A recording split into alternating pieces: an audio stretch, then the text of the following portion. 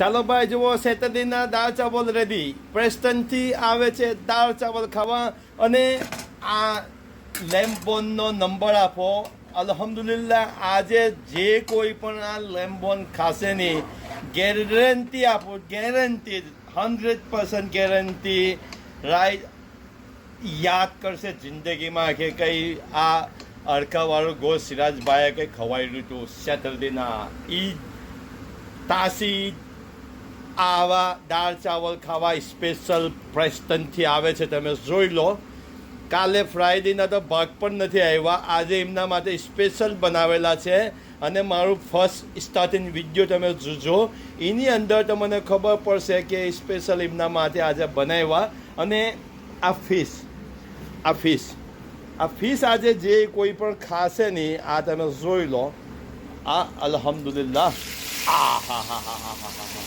ઓહો મોઢામાં પાણી આવી જશે.